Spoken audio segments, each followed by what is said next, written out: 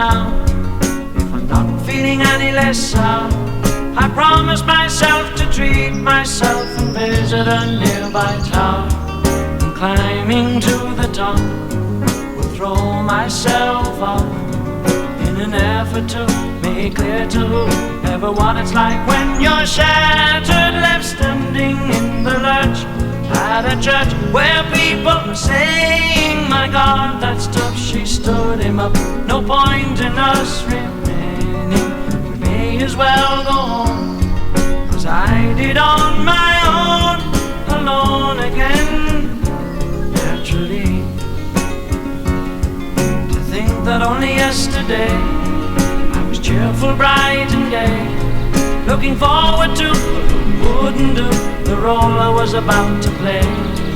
But as if to knock me down, reality came around, and without so much as a mere touch, cut me into little pieces, leaving me to doubt. Talk about God in His mercy. If He really does exist, why did He desert me in my hour of need? I truly am indeed alone again. Naturally, it seems to me that there are more hearts broken in the world that can't be mended, left unattended. What do we do? What do we do?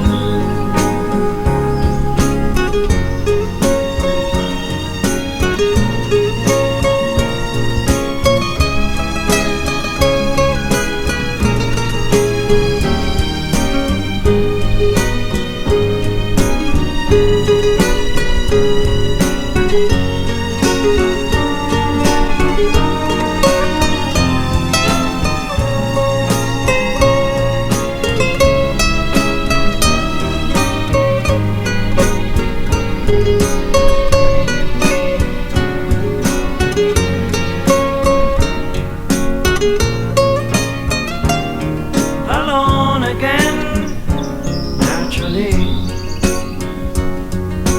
Looking back over the years, whatever else that appears, I remember I cried when my father died, never wishing to hide the tears. And at 65 years old, my mother, God rest her soul, couldn't understand why the only man she had ever loved had been taken, leaving her to start with a heart so badly broken. Despite encouragement from me, no words were ever spoken. When she passed away, I cried and cried all day, alone again. Naturally, alone again. Naturally.